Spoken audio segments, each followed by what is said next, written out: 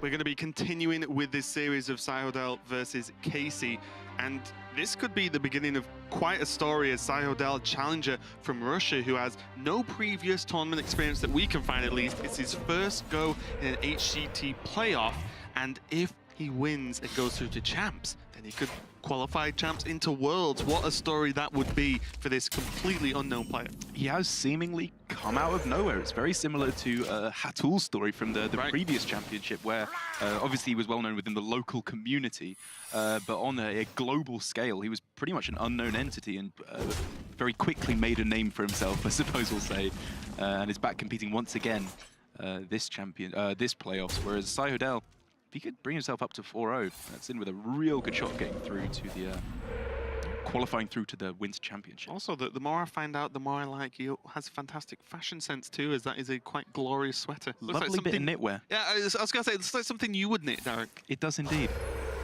So it's going to be the even Shaman versus the Hunter, and already Psyhodel off to a pretty quick start. There is the Rexar that you do need to keep an eye on, as it does help alleviate some of the pressure that, say, this kind of start has with the Murloc pressure early on.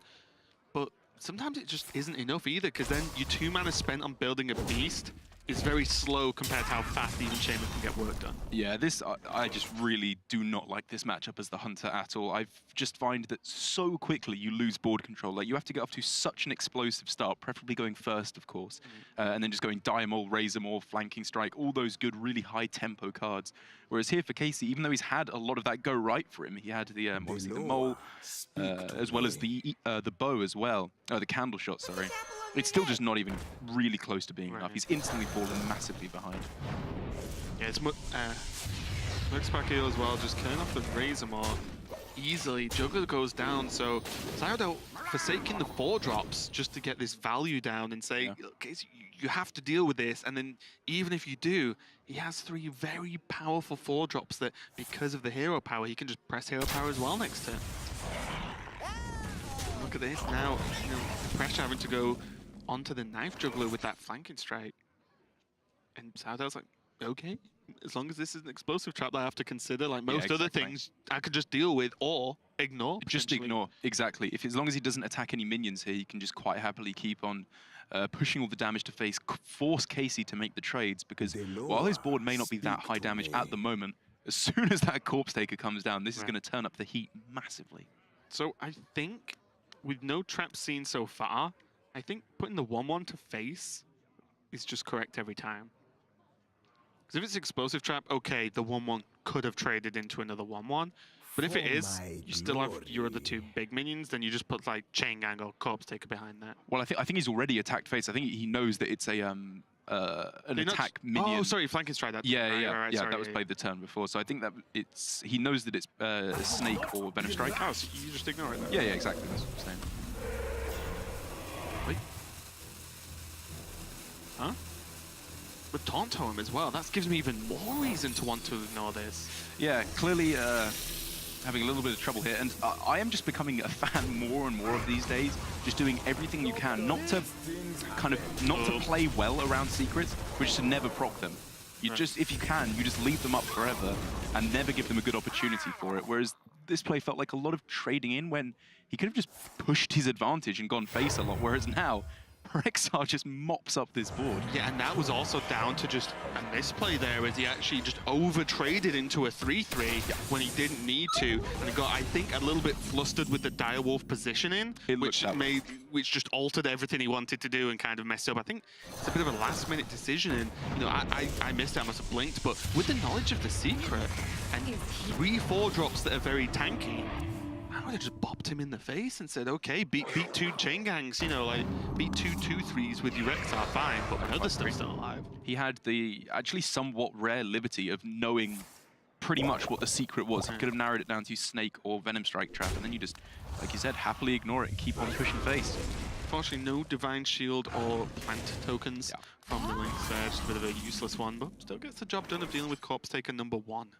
And I think we might be seeing actually a really good example of what I like to call the Casie effect, which is when, due to the fact that Casie is one of the fastest Hearthstone players, full stop, he just plays at lightning speed no matter the situation.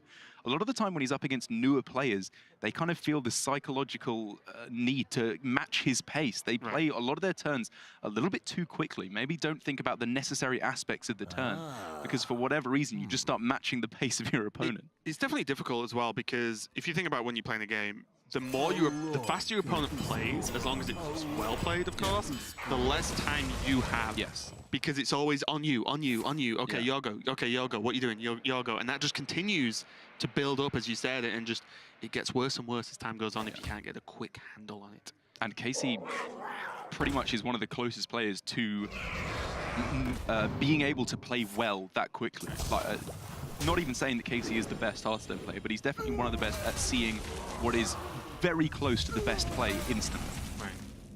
Now that's a much better Razormaw, being able to clean up this chain gang. Lich King, drop down, never a bad play on curve. Yeah, very This Razormaw just being alive is a little bit frustrating, and this lifesteal, along with the Rexar armor, means that so much damage that could have been gained early on, or even the damage that was done early on, is pretty much just negated at this point. It's like they've just reset the game. You have Lich King, I'll have Rexar, let's go. Yeah. And as it progresses, things should probably be in favor of Casie, I would say, with Deathstalker Rexar just providing so much value over the course of the game. But obviously, Psyhodel, it's not only value that he has in his deck, it's a tremendous amount of pressure, actually. If he can find cards like Sea Giant, Alakir, a lot of these cards do a very, very high amount of damage. And now the next hurdle for Psyhodel is he had a misstep earlier with a card that you have to think about the board on, with the Direwolf. Yes. Now you have to think about Sea Giant as well, because I've messed it up. You know, everyone does it. Yeah, everyone does it. So you have to just think exactly what you want to do, exactly how much that mana cost changes as you play, and just make sure it's down as you want it, and not rush. Absolutely. Slowing down a little bit. I like it. Nice trade there, because the 4-8's almost certainly going into the Lich King. Oh, you presume that as Psyhodel, so then you just take the value trade on the Lich King, get one more card and say, okay. And it's so crazy how this one high-tempo turn, a very powerful turn from Psyhodel, has put Casie into a situation where he was a little bit far behind to the situation where Hunter is worst in, where it's a big board of minions, like lots of big minions from your opponent, to which the only answer is a poisonous blowbat, as we see time and time again. Either that or slowly whittling away the board through lifesteals and rush cards off of the Builder Beast hero power. Yeah, and even in this list, which is becoming more and more common now, just a single Hunter's Mark. And often that's one, difficult to hit minions like that are big and don't have taunt, as you can see on Sea Giant. And also just, you're only run one, like that's one thing dead. Well, he already runs 2 Sea Giant, so that's already too many. Damage here for Psyhodel is going to start getting pretty nutty with Frostmourne, as that creates another immediate big board in 3 turns all at once. Wait, he can set up a Tundra Rhino Hyena turn. Not sure how powerful it's going to be, but he can do it, and he's going for it. I love it. That's sick. If he can munch up 3 beasts with the Frostmourne. Yeah. Especially if like Casie just has to play a Hyena this turn, because well, he's not just going to pass. Well, depending on his Zombeast, of course. But he might just have to play a Hyena, and it's like, why? Thank you. And also, he can self-hex one of his totems to turn it into a frog, which is a beast, so it also gets charged. And then somehow get Lightning Bolt and Lightning Bolt the frog, and it just all goes well.